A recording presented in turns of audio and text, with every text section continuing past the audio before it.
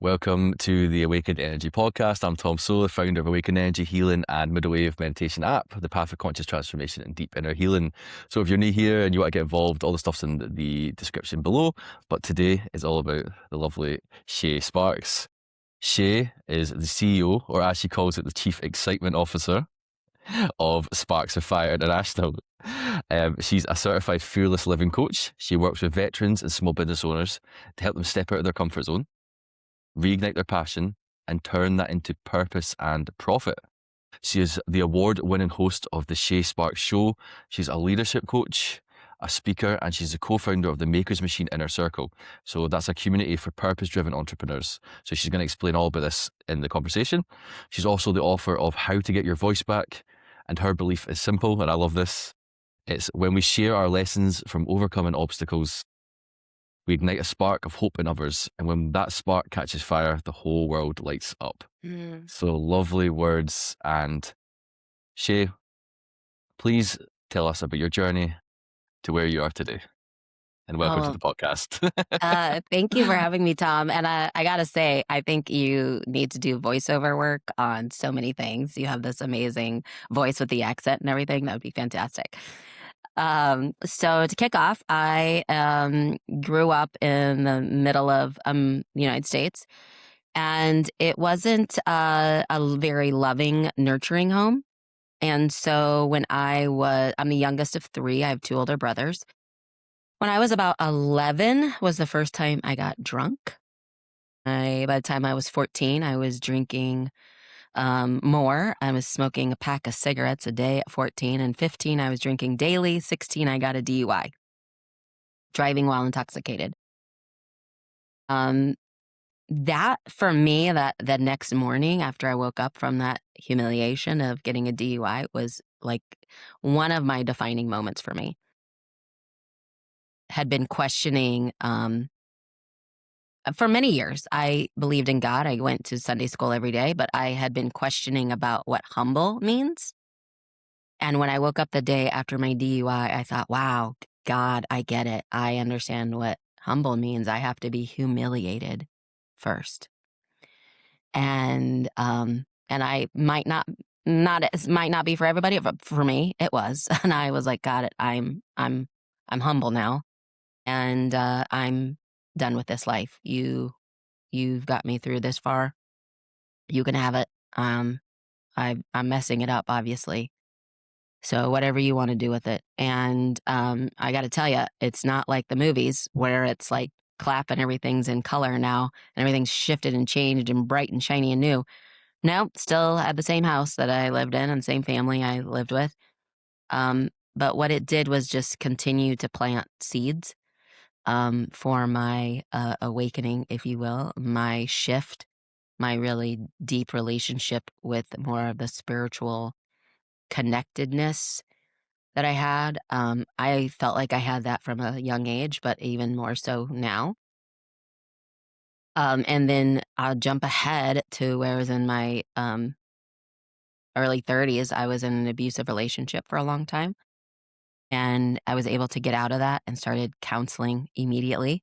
I started Christian counseling immediately, hiring coaches, listening to podcasts, and really peeled away the layers of the onion that I am, that we all are, and started to heal. And this is where my healing journey really began.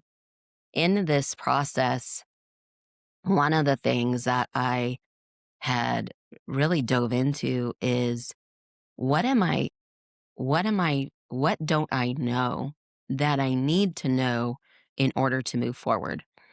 And most of us look at all the things that we know and we just double down and focus on the things that we know. But I wanted to look at it from what is it that I don't know? And looking at my past history and the relationship that I was in, and even further back to childhood and in the home that I grew up in, I didn't understand what love really looked like, what nurturing looked like, what emotional maturity, emotional availability looked like. My parents were constantly arguing with each other. They weren't nice or nurturing to each other or us. I was the youngest, so I felt like I was either neglected or ignored, or I was the peacemaker. So between my parents or between my brothers, they were constantly fighting. And so it was like they'd come to me as the youngest one to figure it out for some reason.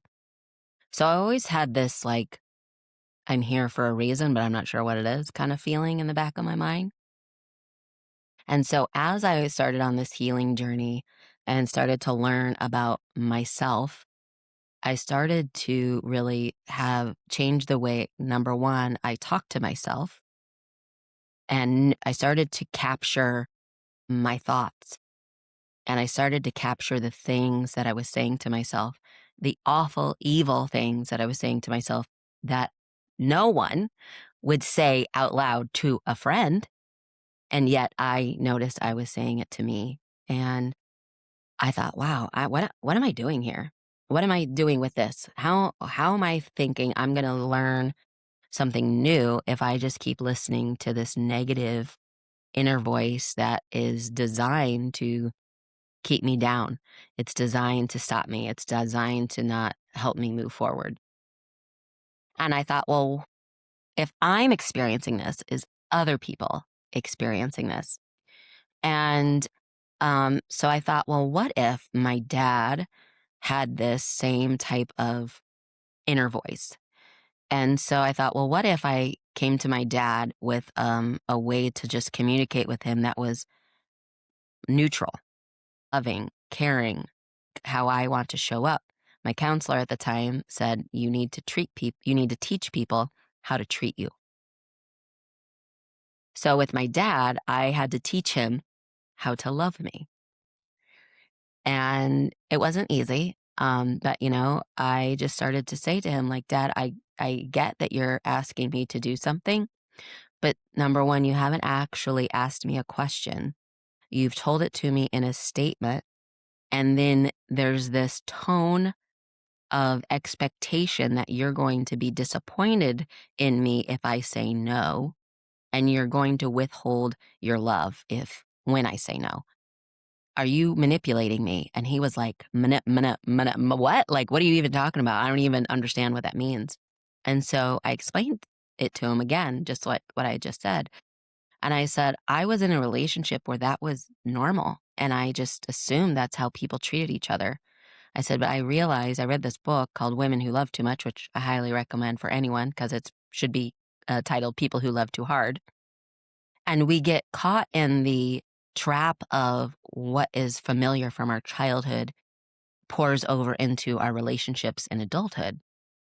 And so I was just mimicking who my dad was, and my mom, and my brothers, and my grandmother, who they were in relationship to me, and that in that boyfriend relationship that I was in. And so to really be able to see how our childhood shapes our adult decisions was key. Like, wow, holy cow, that is like the biggest aha moment. And realizing that just because it's familiar doesn't mean it's true. And then for me to go, okay, so if it is familiar, what is it that I don't know that I need to know? And so that took me all the way back to learning what does healthy love look like? I don't have an example of that. So let me go connect myself with people who have maybe a better version of a healthy love relationship. So that's where it all began. Thank you for sharing. So, where did you look to find that healthy love relationship? Yeah, so my best friend of many years up until that point, yeah, I had met her. She was engaged. We were 19 when we met. She was engaged to be married already, and they had a really good relationship. And then she was the youngest of eight, a big Catholic family. And so I had the opportunity of being invited to their house for numerous events, numerous holidays, to see the big happy family that even though there was eight children, and at the time I think there was like, I don't know, 50 grandchildren, um, to see how everyone loved on each other. And it didn't matter if they were the oldest or the youngest, they loved on each other, their nieces and nephews and things like that. And I was like, wow, how cool is this? Like, this is really what I was hoping for in life, my whole childhood. Like, this is what I was wanting, that Norman Rockwell painting. Okay. Yeah. And so I just started to notice other people's relationships, not only with each other in, spouse relationships, but with their kids. How did they talk to their kids? What I noticed with this particular family is if they were having a conversation with adults, they didn't ignore their child. They automatically stopped and turned to the child and got down on their level and said, whatever it is they need to say. Can you tell me in one sentence because I'm having a conversation with so and so? Or can you give me 5 more minutes and I will come back to you and we can discuss this further? And I was like, wait, what? What is happening? Like, you actually took time to not ignore your kid or didn't push them away. Like, you answered them. And that, for me, just seeing that was like, wow, being present in the moment and with your loved ones was so unforeign to me that I was like, got it. So I need to make sure that I'm putting myself in situations, in rooms, and relationships where people are present and they're not just present, but they're willing to include you. And that was just another aha moment. Like, got it. Okay. Inclusion, and being present, and what else? What else do I need to know? And that's kind of what the lens that I kept walking through with this curious exploration of what else does healthy love look like? So was this prior to the relationship that you had that wasn't very healthy? No, Was this this was afterwards? after, This was obviously. after. And This was after what because I was was like, yeah, that was yeah. terrible. I don't want to do that again. Yeah. So what was the relationship like before then? Was it hard to understand each other sort of emotionally, and you were just reacting from how you knew growing up? Yes, totally reacting from how I knew. And I love what you just said, reacting. So we have a choice in life. We can either react, which most of us, if we've been in some sort of survival mode, we live life from a reaction. We're constantly reacting to what's happening around us. Or we can really slow down and choose how to respond, right? And so, for an example, if you were driving and someone pulled out in front of you, you slam on the brakes. That's a reaction, right? But if I said, "What did you have 3 days ago for breakfast?" You'd be like, let me think about that." That's a response. So when you think about interacting with another human in a personal, romantic love relationship, we have that same choice. We can either react or we can respond. I didn't realize how, because of the childhood that I grew up in, that I had been not necessarily abused physically. There was a little bit of that, but it was mostly abuse emotionally and verbally. And so you were always on pins and needles. You're always waiting for the other shoe to drop. You're always walking on eggshells, right? And so there was this constant like on edge. And when you're on edge, as you know, Tom, you are quick to react. And so I had to learn to really slow down my own nervous system, reset my own nervous system, and come from a place of, okay, how can I choose to respond rather than constantly just reacting to the thing?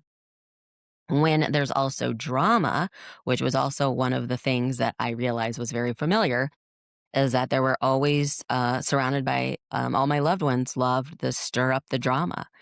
And even I was used to doing that. So I didn't even know that that was like it could be an addiction.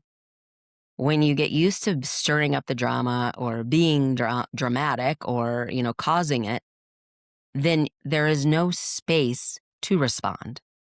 There is only space to react. And so in the childhood, that's what I learned. So now here I am in this relationship with this guy who literally was bipolar ish without being diagnosed, but he was up and down and back and forth. And I love you, I hate you. I just push pull constantly. That it was a constant reaction because I had no clue. There was no control of his own emotions. So I couldn't even control my own. And that's another thing that I've learned just recently is that when we feel that we are not emotionally safe, we feel we have to control. So we try to control the other person. We try to control the situation, which is why we try to react the way that we're reacting, because we're trying to figure out how to minimize this. And I didn't even see that that's what I had been doing. And just now looking back at the pattern, it's like, man, it was so unhealthy, so up and down, so back and forth. I love you, I hate you. This push pull thing that was even in my childhood as well. I didn't even. So when the physical came in that relationship, it was like, well, of course, that's what's going to escalate because we're already amped up in this dramatic reaction to each other. So the more amped up he got, the more reactive I became. The more reactive I became, the more reactive he became, and it just kept escalating. And then as a the youngest sister of two older brothers who were bigger than me, of course I fought back, which again most people don't even talk about when they were in abusive relationships. But I stopped. Like I fought back to the place where I could just stop him to get away. I didn't fight back to where I stopped because to be quite honest, I was afraid that if I didn't stop, if I let that rage and that reaction continue, I could be, you know, do some unspeakable things. And I didn't want to get to that point. I honestly don't know if he was capable of turning that off because he had threatened me so many times. I just was waiting for him to do it one day. How did you manage to get the courage to end the relationship? How did that go? Well, it was a process. And I ended it because of the grace of God. We were together 12 years. And in year 9, I was trying to break up with him. Like, this is not working. This is terrible. I didn't even use the word abuse. I'm like, you're a horrible person. And I'm on the phone with him at this time. And he's crying, of course. And he's like, I'm never going to eat. I'm going to kill myself. Like all these different things he would use to manipulate me to get me back. And in the back of my head, I hear this voice that says, not now, not now. And I was like, well, that's just it. Just fear talking because, I hadn't been alone or single in a long period of time, but even though I technically kind of was throughout this whole process, this whole relationship, but I just thought that was fear. And so we would separate, I'd get back together like always. So here we are, we're separated. Now we're back together. And, and it kept going back and forth, back and forth. And I remember getting to the point where I'm like, no, I'm choosing different. So I didn't react. I started to not react. I started to just respond. I started to just, when he would go through this, I don't even know how to describe a jealousy part of me working. When I would come home from work, it would be an hour of him screaming and yelling at me, calling me every name in the book. And I just got to the point where I just sat there. And I didn't cry. I didn't react. I just sat there, waited for him to be done. And I said, are you done? And he would be like, no. And he'd keep going. Or he'd be like, yes. And I would say, okay, goodbye. And I would get up and walk away and go back to my house for the evening. And then he would call me and he'd do it over the phone, but I wasn't in his presence anymore. Because now I know that that's a typical narcissistic trait, right? Is that they try to control you as much as they possibly can, along with the million other things that he was undiagnosed with. So it started to, at some point where I used to pray for him of God help him, heal him. And then one day it just shifted where it was like, God, no, help me, heal me. And so these things started to just really take slow. So here we are now, another 3 years in. And I'm like, really, God, I don't know what not now means, but I don't know how much longer I can take. I mean, he's held a gun to my head a couple of times, choked me, everything else. I'm like, I'm just waiting to die at this point. I don't want to live like this anymore. And a few months later, he was in a car accident. He was in a coma. He had brain injury. He was in ICU in the hospital. And I went to the hospital, found him. and his sister showed up, and I called his sister and his mom and let them know that I had found him in the hospital in a coma, and that something happened. I'm not sure what. The hospital wasn't telling me, and I just started to put the pieces together. And his mom and his sister, I basically had they were trying to hold me accountable for his actions. And I'm like, look, you don't understand. I've been trying to break up with him for years. No, I am not taking this on. You can take it on. They're like, no, we need you to do it. And I go, no, this is what I agreed to with him. If anything ever happened to him, I will see that through, that all of his stuff gets, taken care of with you. And that's it. I'm done. And then he kept going.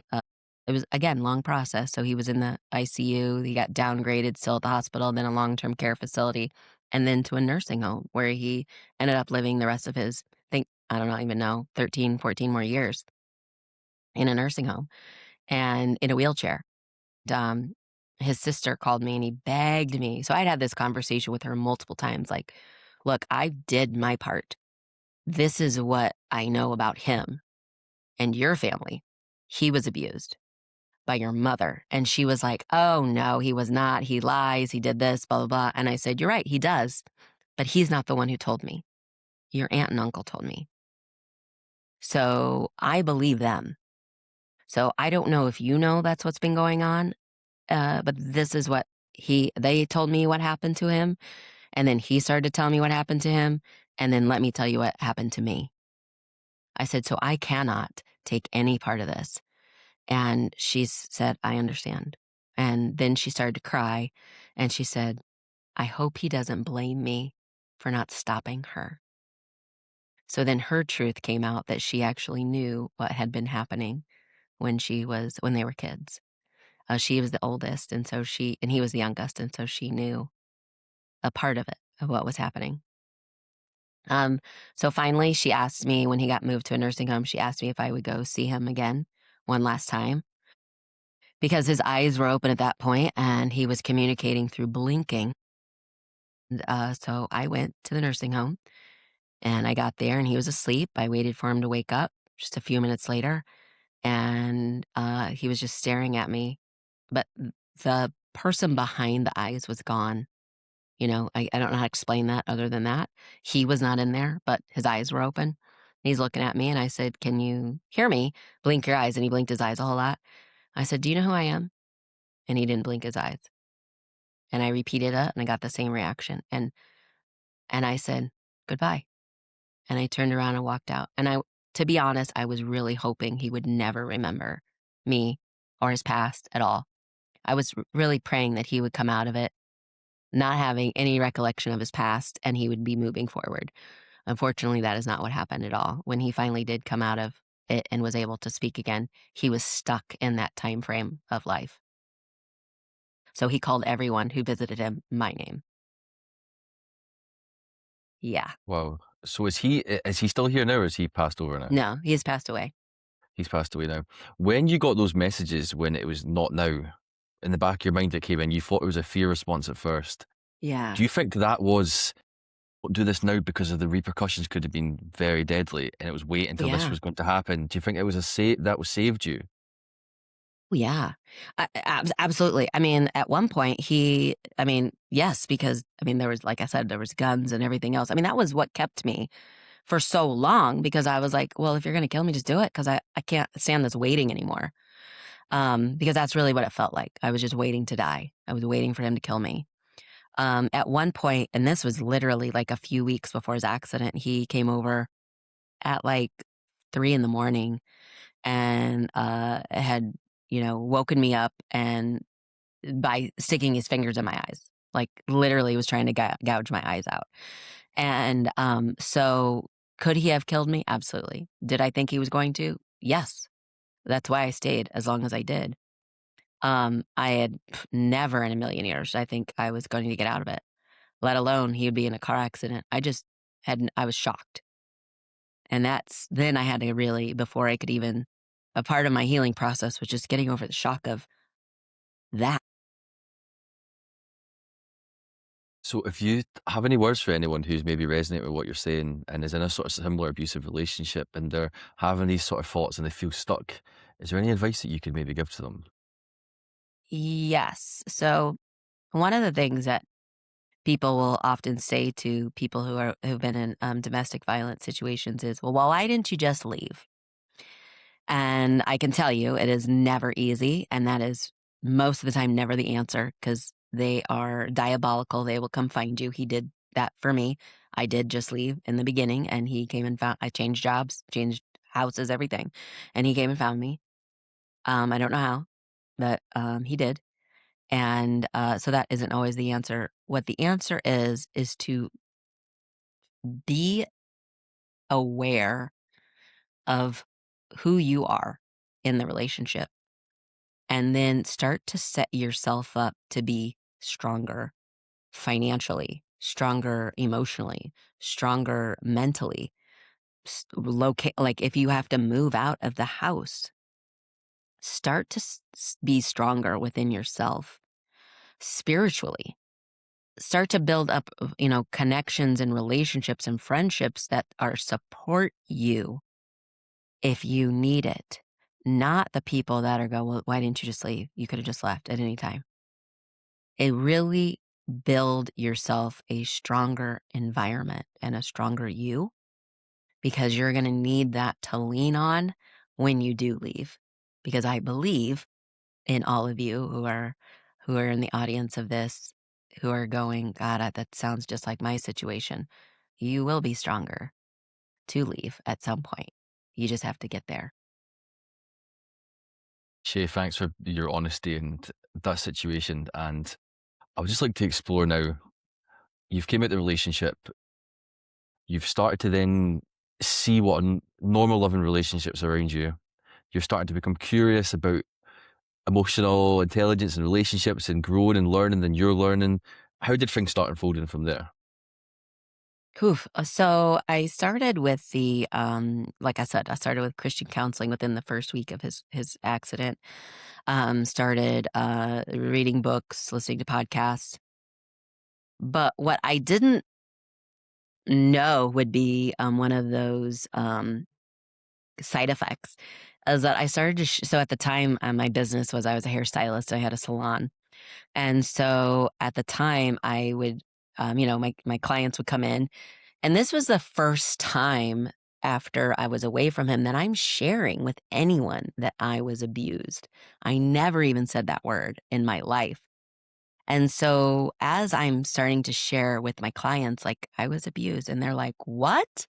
And I'm like, we couldn't tell, we didn't know, and I'm like, I hid it very well for that reason. And I will say, almost there was one person that I could say asked me the question of why you didn't leave, but he was still supportive. But everyone was supportive. 1,000%. All my clients were supportive. What they then started to say is, look at you now. They started to, you know, speak life into me.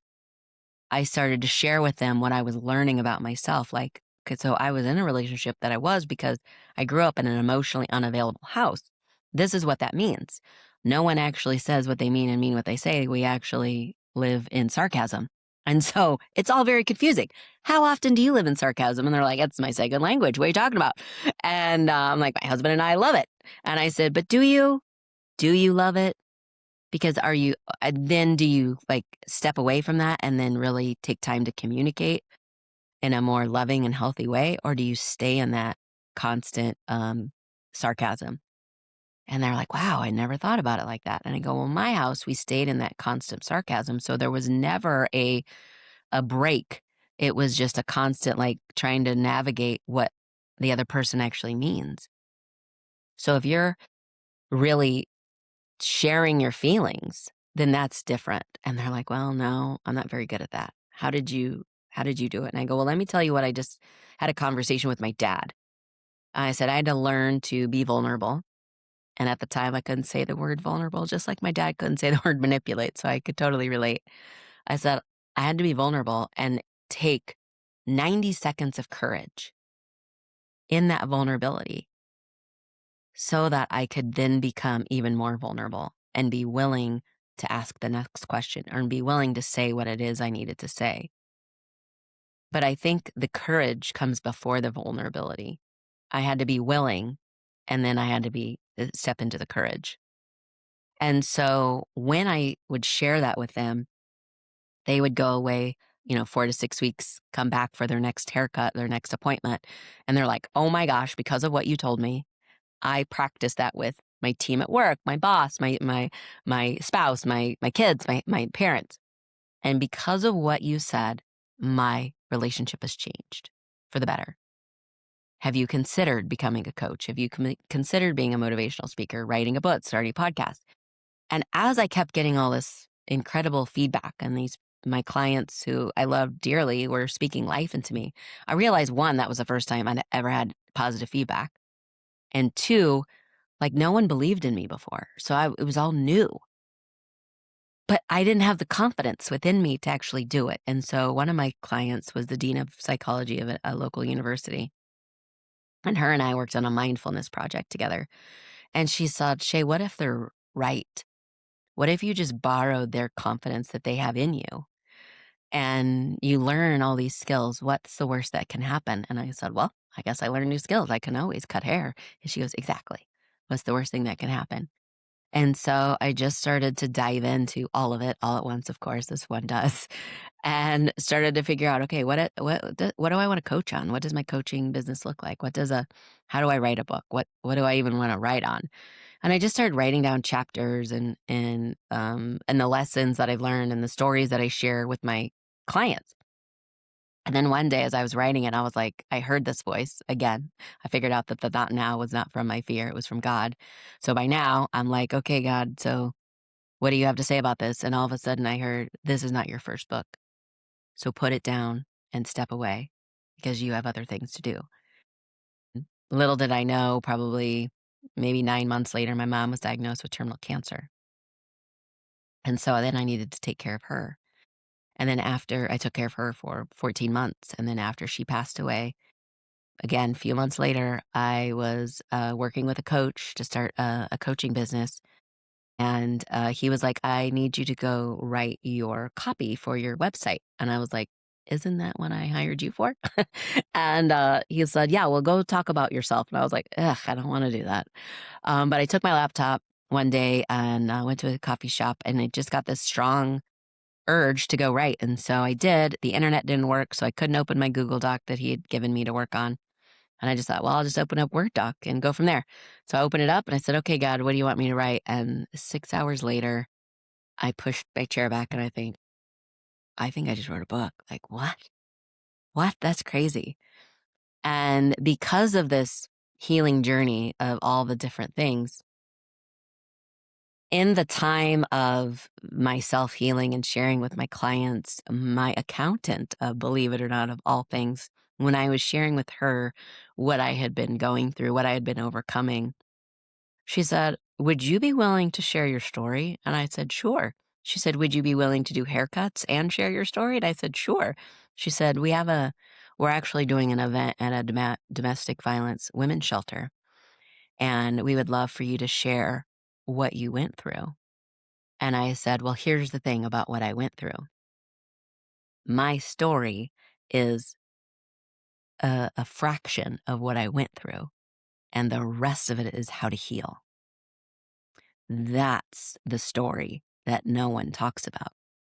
They talk about where they were in the victim of it, and I don't want to get stuck on that. So are you okay with that?" She said, "Absolutely," because that's what they need to hear. And so I wrote it out, and I had one paragraph in there of all the things that he did to me. And then I talked about why it was so important to heal. And from there, it really came to everything. I mean, why it's important to heal, period. How to get our voice back, my podcast, we leave a legacy. Our voice is our legacy. And that is, I think, kind of where I've lived my life from ever since. Amazing. So the name of the book, again, is it How to Get Your Voice Back? Yes. Yeah. Amazing. What I just wanted to touch upon is that the sort of when the universe, or God, the divine, whatever people want to call it, whatever they resonate with, it always works in its own time. The little us always wants it to happen so much quicker, but it always seems to take so much longer than you want, doesn't it? Yes. Yes, yes. So you write the book, then you publish the book, and then how do you start doing the maker circle and then going into helping with veterans in the military? If you just want to talk about that sort of transition and how Yeah. that sort of unfolded and the relevance as well to your life. Yeah. So I wrote the book. I did a self-publishing book, had a book launch, and so that was a year after my mom had passed away, and a month after my mom had passed, or 2 months after a month after my mom had passed away, my dad was diagnosed with his first cancer. And so now here I am writing this book or getting ready for the book launch, and my dad is going through treatment. And so he goes to the book launch. He's very sick from the chemo. And a few weeks later, my brother comes to visit, and we go out to dinner, just the three of us. And he says, out of the blue, I don't even know if we asked him a question, but he just started talking about it. And he said, I was drafted to the Korea during the Vietnam War. And I was like, what? He goes, yeah. And I said, wait a minute, I'm 40 something years old at this point. Like, my entire life, I thought you had enlisted. Like, I had no idea that you were drafted, because he never talked about it. And so he proceeded to share, some of the things that he went through in that year that he was drafted over there in Korea, and his time in the military. And at one point, I asked him a question about one of the jobs that he was doing, and he said, well, I didn't have a choice. And I was like, whew, whew. Those words like permeated my soul. And I was like, wow, how have I lived from that fear of I don't have a choice? And I thought, I said that about my relationship. Well, I don't have a choice but to say, because he's going to kill me. Okay. Right. And I was like, wow. And then unfortunately, 6 months later, he passed away. And it was after that that I knew that I had been interested in doing a podcast. I knew I'd been interested. I was already in my coaching program at that point. The book had already come out, but it wasn't until after he passed that I was like, man, I wish I would have recorded that. Man, I wish I would have been able to go back and record my mom conversations with my dad. I was able to really lean into them when they were both diagnosed, and have incredible moments that, my dad became my best friend in the last 5 years of his life, even before his diagnosis. But that was because of all the work that I had went through, right? And so when I started my podcast, about a year, I interviewed, at the time, I called it the power of investing in people. And I interviewed entrepreneurs on what it means to invest in people. Now, and one of the guys that I interviewed, he was a veteran. He battled with alcoholism, started a nonprofit, and on the other side of it, and to help other veterans get sober. And I said, wow, that's amazing. I'm also sober. So I loved what he was doing. And as soon as his episode aired, I had all kinds of people reach out to me, all kinds of veterans reach out to me that said, I want to be on your show. Jump ahead to a podcast conference that where I was, and my first one that I was at, and I met 500 people. And on the last day, I met this gentleman, and he said, "Well, what do you do for your coaching?" And I said, "Well, at this point, I am transforming trauma into treasure." And he's like, "Oh, have you considered working with veterans?" I go, "Funny, I meet them everywhere I go." And he goes, "Well, that makes sense because I'm a veteran." And that just kind of made so much sense. And so for us to be friends. And then a few months later, he was hosting a conference called Military Creator Con that was part of another podcast conference. And he invited me to it. And so I went. I was actually looking to hire someone as my editor. And so I met with met a gentleman who was in the military conference. He's also a veteran. And I hired him to be my editor, became really good friends over the years. And him and I would constantly talk about, well, what if we did this? Well, what if we did that? Like, this would be fun. Like, what if we created something different than networking, than your typical networking where you go, you show up, you have a stack of cards, and you start pitch slapping everyone, right? Like, this is what I do. How can you help me? Right. And it was more like, how about we go from the perspective of we get like-minded, like-hearted people together to share our wins, to really talk about like, how can you be held accountable? Like, this is what is challenging. And we're actually like a board of advisors rather than just a typical networking event. And he's like, I love it. Let's do it. And so we started that. So that was in November of 24. We launched it a month later in 25. And here we are a year and a half later. And we actually presented that at Military Creator Con just 2 weeks ago. So it's talk about full circle moments. So it's just been an incredible adventure. Congratulations. I want to touch on a Thank couple you. of points. Yeah. I can relate with you. My family are military as well. My granddad was in the Navy and my other granddad was in the Army, infantry. So I always grew up hearing the stories of where they were deployed and things like that too. Do you, what's the issue when people leave military Mm, service and try and transition? Is yeah. there enough support? No. Are they developing PTSD from the events that are occurring? Then they come out and it's just there's not enough support for people and they're kind of just left. Like what's going on? Yes, all of the above. So funny. So I went from coaching women who I thought were in domestic violence situations to transform their trauma into treasure, right? And then as soon as I met James, the veteran, it was like, all right, I need to just really step into the veteran world and help them. And so it's very weird how it occurred to me that trauma is trauma, whether you have PTSD from a domestic violence situation or from war. Now, I'm not minimizing anybody's trauma or comparing it, but trauma reacts in the brain the same. And so it's that whole nervous system reset. What does that look like? How is it supported? One of the things is when there's not enough support in a community, as in people who uplift you and love on you and are willing to help you, it gets worse. So sobriety does not happen alone. You have to have the right people around you. That's why the AA meetings are so popular, right? Because you have a community of other people who are going through it.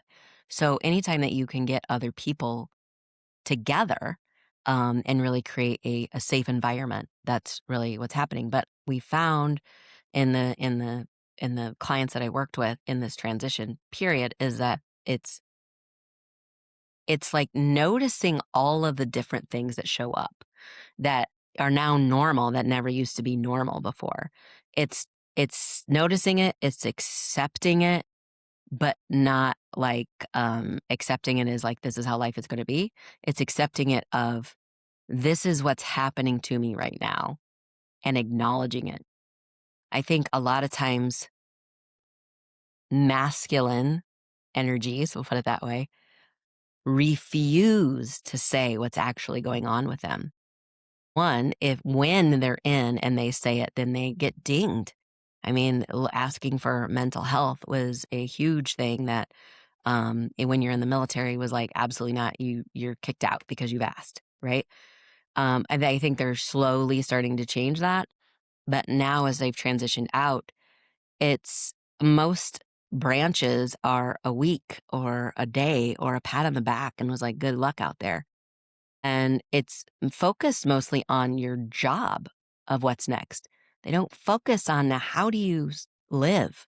How are you choosing to not just survive anymore, but thrive?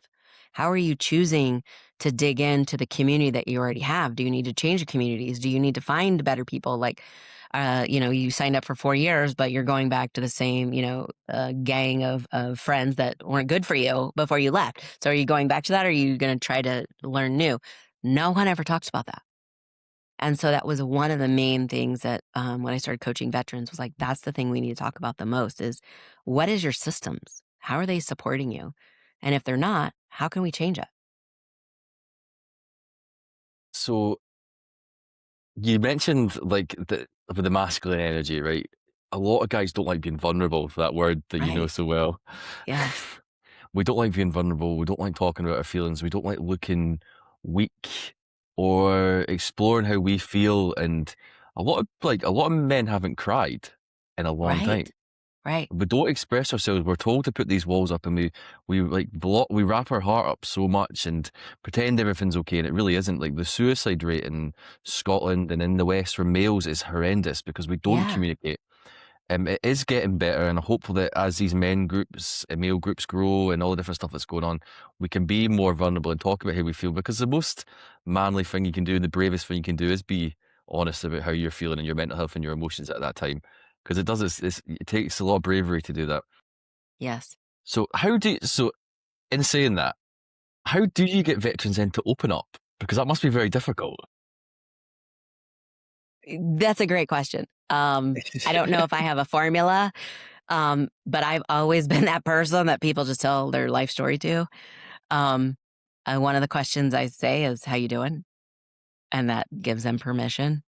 And I think I've come from, in fact, at this military creator conference that I was just at, I had somebody say to me, "You're just so calm and cool and collected and confident. Like, how do you do that?" And I was like, "I honestly am not trying. I'm not even like in my mind, I'm the least calm and confident, but whatever energy I guess is surrounding me is coming off from me is that calm and that willingness to listen, that willingness to be present, like we talked about in the beginning, um, and the willingness to not judge and accept them for who they are, and to just be okay with them being okay with sharing and whatever that looks like. And I've had grown men just in a conversation tear up with me. And they're like, wow, I had no idea where that's coming. And I'm like, I do. It's because you've never expressed it, you've never released it. And when we don't acknowledge those feelings and we don't allow our bodies to process them, it gets stagnant and it restricts our organs. That's where disease comes from. That's where illness comes from, is those unprocessed feelings. There's a book that is my second Bible. It's called Feelings Buried Alive Never Die. And any ailment that you are going through is typically as a reaction to a feeling that you didn't acknowledge or felt. And so when I talk to them about that, or they're like, yeah, my low back is hurting me, or yeah, I've been having problems with my stomach. I'm like, yep. And it's always in that part of your body. Sometimes it's in the chest, but most of the times it's in that low, below your chest region. And it is uh, just really, what's the word I'm looking for? It's just been very comforting for them to know that they're not alone, because I share with them, like, I've had this conversation with other veterans before. And they're like, what? I'm not the only one going through this. So just sharing that gives them peace of mind to know that they're okay. It's lovely. So you talk about taking someone from fear to fired up. Yeah. Yeah. What does that sort of process look like? Well, it's kind of like what we were saying as you just Yeah. start talking, right? And Yeah. when people are talking, what they don't know is what they're sharing is what's really going on. The weakness, incompetency. Um, they might feel stupid. Um, they're sharing that without maybe even sharing those words, but because I'm trained in that, I can hear it. I can pick up on it. And then the questions go to, okay, so how can, like, what would is going to give you the opposite of that? And most of the time they're going to be like, I don't know. I'm like, great. So let's explore. And that's something that also people had never experienced. When I was going through my healing journey, the way to be vulnerable is through curious exploration, is the way I say it. And people are like, what do you mean? I'm like, just get curious and ask questions and look at this as you're going on an adventure. You're exploring. You're seeing, what is it that you like? What is it that you don't like? And so when I come from that point of view and explain that to veterans, and they're like, oh, so you mean I could try this? I'm like, absolutely. You could try skydiving as a therapy. Absolutely. I don't know if I would for me personally, but if that's on you, yes, if that's gonna help you, but you have to look at it, is that going to help you, or is that gonna continue to be in survival mode? And they're like, "Oh, well, I hadn't thought of that." Right. And so I want you to be fired up and excited about your life, which is fantastic. So, what does that look like? What do you need to heal from? And a lot of times it's not even about the time they were in the military. Because, like we said, childhood experiences shape our adult decisions. So sometimes they have to go all the way back to childhood and be like, well, I felt I was bullied as a kid, or, I was this as a kid. I've always felt weak. So I've never shared my feelings. Right. So what can we do to feel that? And how can we create a positive experience for you? For an example, you're not going to go out and if you're afraid of being looked at as weak to share your feelings, you're not going to go out and just stand on the corner and start talking to random people and share your feelings, right? You're going to find someone who's safe. And then that person's automatically going to give you the confidence to share it again because they're going to hold a very sacred space because they know you well enough to know that you aren't weak and that you don't do that.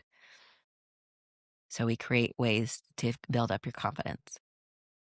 It's key that we need to feel safe, don't we? That needs to be the Yeah. foundations, doesn't it? And everything. Yeah. In everything. We have to feel safe. Absolutely. So what do you do when you're the one who's maybe not feeling fired up or you're feeling motivated? Well, I do actually I do some breathing exercises and some um meditations and affirmations, get outside and walk. I do something physical. Um because that to me that gets you out of your head. When you're in your head is where you are in fear. When you get out of your head, you're no longer living in fear, you're living in the present. Very true. Very, very true. Those are great tools to use if anyone is feeling motivated or a bit low. They are. I do the same myself. So I want to ask you a bit of a bigger question. Why do you think we're here? Not me and As you, but in in general, as a human, that yeah. we're having this human experience. Oh, love this question. I think we're here to help each other. I think we're here to, give a hand up, not a handout. I think we're here to lean on each other and say, "Hey, I got this going on," or, "Hey, I need to borrow your lawnmower," something really simple, but I think we're here to help each other and build um, a community wherever you are. That's why I think we're here. I think we're here to share our gifts. I 1,000% believe that when we learn things, it's knowledge. And then when we share it, it becomes wisdom. So I think like I said, our legacy is our voice. Our legacy is voicing our wisdom. Yes, I very much agree. I feel that we need to make those connections with each other and make sure that our actions are coming from a place of gratitude as well. Actually, which I found was a big one. And that word for me for years meant nothing because I had no gratitude for anything because I felt so hard done by. I felt everything in my life was a fight. It was, I'm gonna have to get here through pure grit and pressure, push. The world's against me, but I'm gonna push. I'm gonna get there through all this effort alone. And I wasn't really grateful for anything. And you were to look at my life, you would think, oh, he was very much happy. His life looks great, but I wasn't grateful for anything. I was unsatisfactory, and then from the actions that I was doing, and when I was trying to build stuff, and when it was coming from that place, it wasn't coming from an alignment. It wasn't coming from the right place.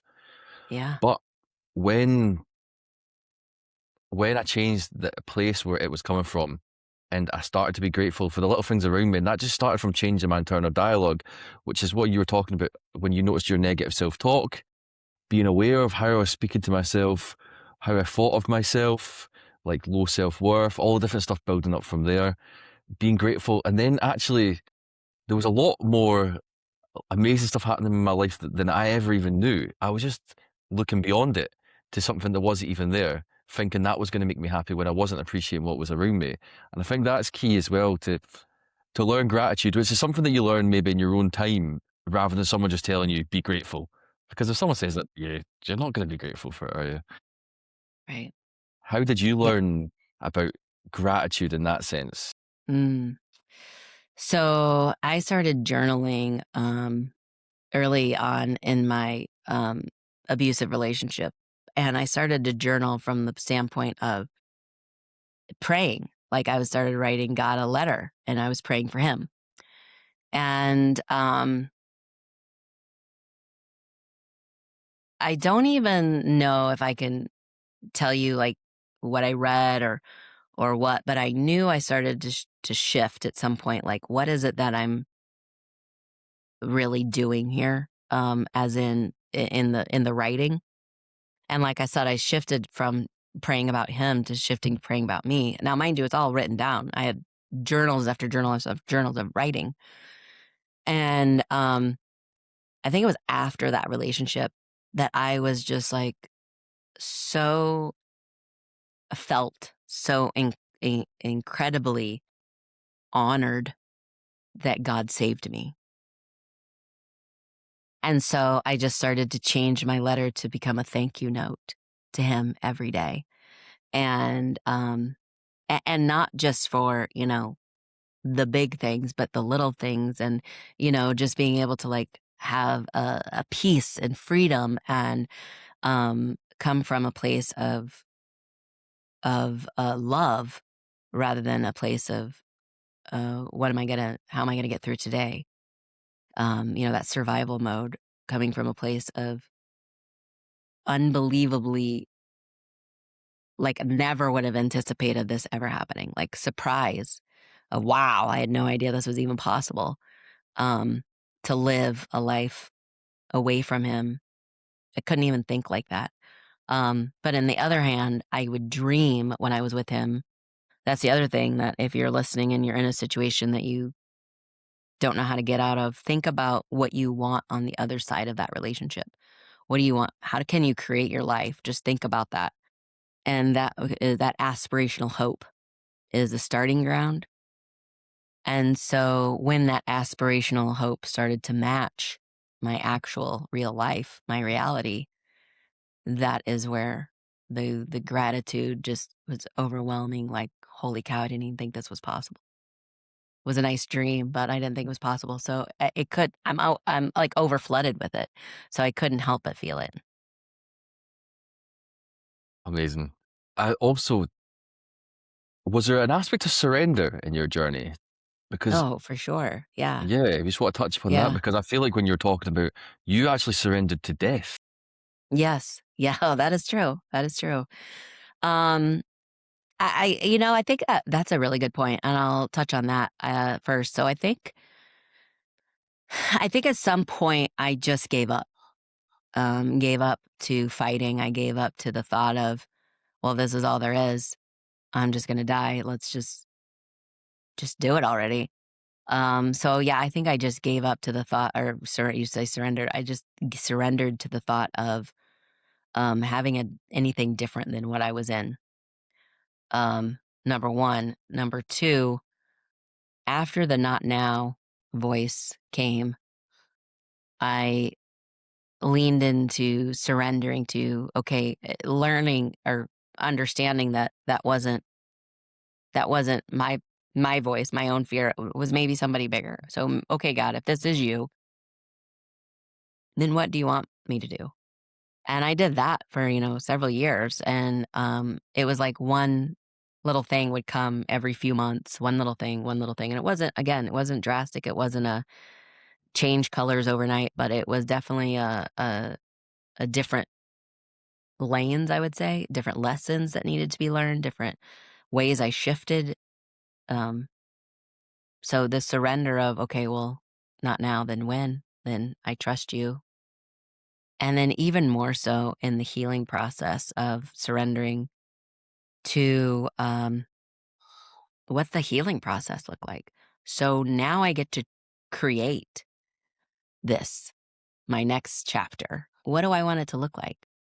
And I did even more journaling then because it was like, okay, God, would be nice. This would be nice. It was more like I was hashing out all the ideas I had of what would be great. And, but at the end of the day, I would say I'm surrendering it all to you because I want what you want for me. And now, and lately, how have you been practicing surrender in any form? Oh god, all the time. Yeah. All the time. In creating the maker's machine in the community, the inner circle that we talked about, and creating what that looks like, creating how we move forward in it, who we partner with, what that looks like, what do we do with it, how do we grow it. It's a constant prayer, and because of AI, it's a constant like, okay, so not only lean into this question to AI and see what it gives me. And then go back to God and be like, all right, is this the direction you want me to go? So it's God kind and of like, Chat GPT. yeah, yeah. Like I call her Chatty Cathy. So I go to Chatty Cathy, God, Chatty Cathy, God. I go, okay, well, here's the plan. Here's the plan, you two. What do we do? And so just leaning into that, I think, is probably my most surrender. Thank you so much. I touch upon those because they're words that get brought up in the spiritual practice all the time. Surrender, and it's so difficult to understand initially. Like for me, it always was. So I just tried to get other people's perspectives on it. So maybe people could have those little moments of something might click for them. So I want to end on one last question. What's one thing you want a veteran listening to this today to know, that when they're coming out of service, have you got maybe a bit of wisdom you can impart to them, some words of encouragement to let them know it's going to be okay? You're not alone, and you don't have to do this alone. So find a trusted group of advisors um, wherever you are. And that could be online, that could be in person. And make sure that they're holding you accountable. They're aligning with your values and that they speak life into you because you're going to need that when you're feeling down. Shay, thank you so much. Where can people get hold of you if they want to join the Makers Machine Inner Circle? If they want to Yeah. get your book, how do they reach out to you? Yeah. Thank you for asking. You can go to themakersmachine.com. That is makers with an S, the machine, themakersmachine.com. And then you can find out all about that and sign up to learn more about it. And then you can go to SHASparks.com. That's SHASPARKS.com. Thank you so much. And I'm going to include all of Shay's details in the description below. So thank you so much for listening today. Drop us a like and subscribe. Help us spread the conversation to those who need to hear it the most. If you want to get involved with any of the stuff happening with MiddleWave and all that, everyone below. But thank you again for a lovely episode. And Shay, thanks for being so open. And I hope that your words resonated as much with the audience as it did with me. So thank you so much. And it Thank, was lovely speaking to you. thank you, Tom. Right, we'll see everybody again in the next episode. See you all soon.